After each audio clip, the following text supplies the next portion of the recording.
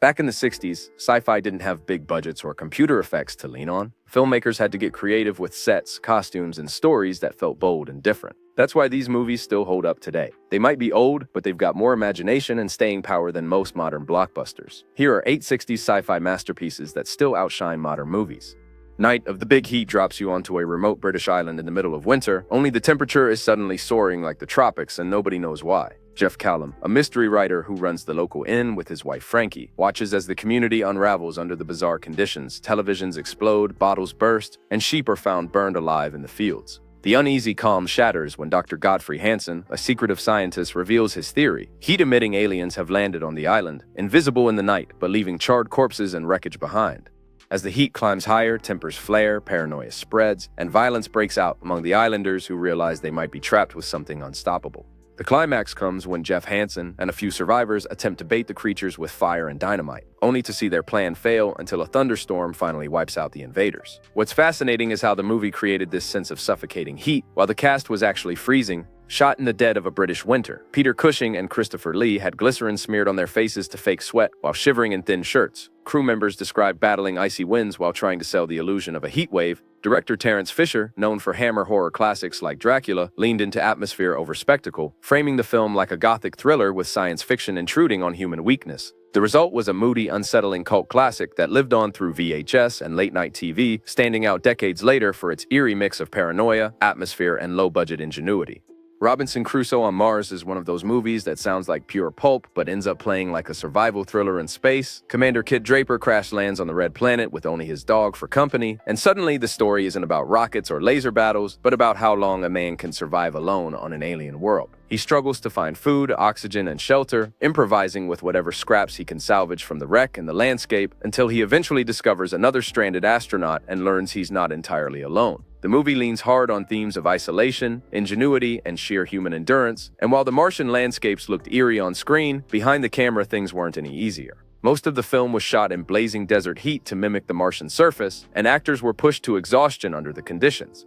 Safety standards were loose compared to today, so stunts and long location shoots came with real risk, especially when trying to capture the look of low gravity and barren alien terrain. What's even stranger is that over the years, different cuts of the film trimmed or rearranged whole sequences for TV and international release, leaving fans convinced there might be missing reels that fleshed out the story more. Nothing definitive has surfaced, but the pacing gaps keep speculation alive. Even TV broadcasts censored or softened some of the more intense survival beats to make it family-friendly. Despite those setbacks, Robinson Crusoe on Mars built a loyal cult following on VHS and late-night TV, standing out for treating space survival with grit instead of camp.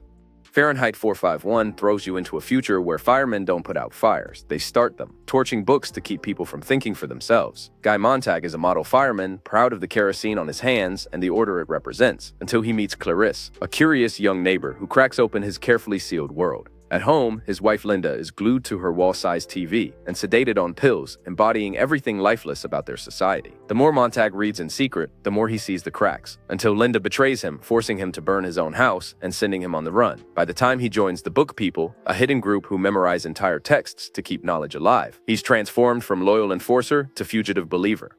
Behind the camera, though, things were just as combustible. Director Francois Truffaut barely spoke English and clashed constantly with star Oscar Werner, turning the set into what Truffaut later called his saddest and most difficult shoot. Their icy relationship seeped into the movie's uneasy tone, with Werner resisting Truffaut's direction at every turn. Then there was Julie Christie, originally cast as Montag's wife Linda, who ended up playing both Linda and Clarisse after the producer pushed for it. The choice baffled some audiences, but gave the film its haunting two sides of the same coin effect. And in a stroke of surreal luck, the final Book People scene was filmed during an unplanned snowstorm on Christie's birthday, turning the ending into something eerie and unforgettable.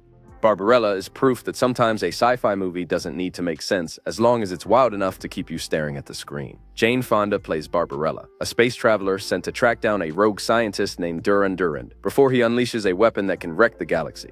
Sounds serious, but the movie plays like a psychedelic comic book fever dream. Barbarella crash lands on a strange planet, gets attacked by creepy kids with mechanical dolls that bite chunks of skin, then rescued by a rough ice patrolman who introduces her to old-school intimacy in a future where people just pop pills instead of actually having sex. From there, it only gets stranger. She meets Pygar, a blind angel who rediscovers his will to fly after she literally inspires him back into the air, then heads straight into Sogo, a city run by the sadistic Great Tyrant.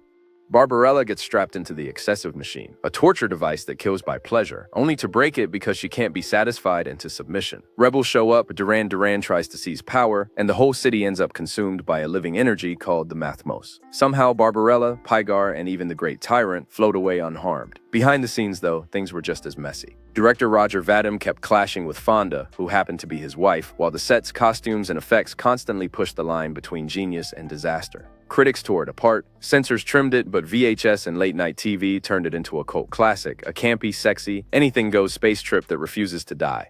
Fantastic Voyage takes Cold War paranoia and shrinks it down to the size of a red blood cell. The setup is wild. A defecting scientist has the secret to miniaturization, but gets critically injured, and the only way to save him is to send a team inside his bloodstream in a submarine shrunk to microscopic size. They've got 1 hour before they return to normal, which means instant death. The crew, played by Stephen Boyd, Donald Pleasance, Edmund O'Brien, and Raquel Welch, navigate the arteries in their sleek vessel Proteus, dodging immune system attacks, whirlpools in the heart, and even their own suspicions that one of them might be a saboteur. It's equal parts medical thriller and survival story, ending in a desperate escape through the optic nerve as the clock runs out. What really turned Fantastic Voyage into a masterpiece, though, was the way it looked. Fox spent $6 million building massive sets of the human body, arteries that stretched over 100 feet, sound stages transformed into pulsing hearts, and glowing brain tissue, and full-size submarine interiors matched with delicate miniatures on wires. They used dry-for-wet tricks, lighting, and clever camera work to make actors look like they were drifting through plasma. It won 2 Oscars for art direction and visual effects, and still feels imaginative today. Off-camera, things weren't always smooth. Director Richard Fleischer butted heads with Stephen Boyd over character choices, and Raquel Welch fought through physically demanding scenes that barely gave her character development. But audiences didn't care. It was a box office hit, spun off into an animated series, and even got novelized by Isaac Asimov. For a movie about shrinking people down, Fantastic Voyage left a massive cultural footprint.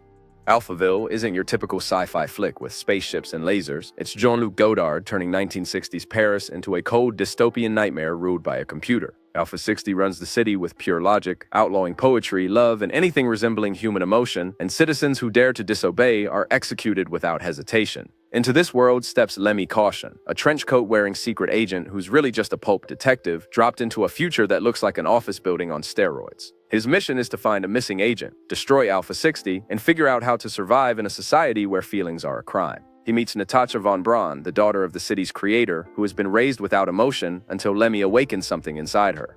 Godard filmed everything on real Paris locations: hotels, subway tunnels, glass offices, so the future feels uncomfortably close to the present. The production was as guerrilla as it gets, often without permits, the crew sneaking shots before police shut them down. And behind the camera, Godard wasn't exactly easy to deal with, clashing with critics, audiences, and even his star Eddie Constantine, who was famous for playing tough guys in B-movies and suddenly found himself in the middle of French New Wave philosophy.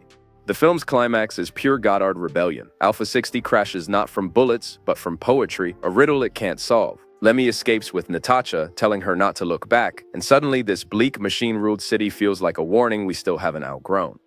The Time Machine took H.G. Wells' novel and turned it into one of the most ambitious sci-fi adventures of the 1960s. Rod Taylor plays the time traveler, a Victorian inventor who builds a brass and leather machine capable of blasting him centuries into the future. What starts as a wonder-filled journey quickly turns dark when he lands in the year 802-701 and finds humanity split into 2 species: the Eloi, a docile, childlike race living above ground, and the Morlocks, pale, savage creatures who live underground and use the Eloi as livestock. The time traveler rescues Weena, an Eloi woman, but soon realizes the horrifying truth about their world. The big set pieces, Morlock attacks, crumbling caverns, and the glowing time-lapse montages of history rushing by were groundbreaking at the time, and won an Oscar for special effects. But behind the spectacle was real tension.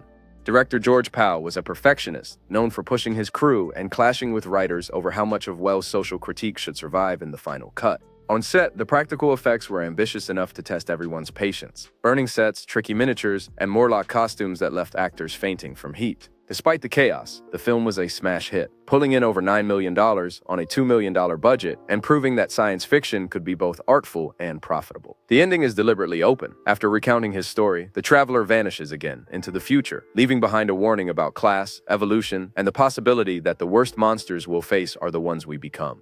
The day the Earth caught fire skips all the cheesy alien stuff and jumps right into the big threat: nukes messing up the planet. The US and Soviets set off massive tests on the same day, and it knocks Earth off balance just enough to tilt the axis and shove the orbit closer to the sun. Suddenly, London feels like an oven, water's running out, people are cracking under the heat, and the whole world is waiting to see if another round of bombs can fix the orbit or just finish everyone off. The story follows Peter Stenning, a burned-out reporter who starts digging into what's really going on, and his bitter take on government spin feels exactly like what the audience is thinking.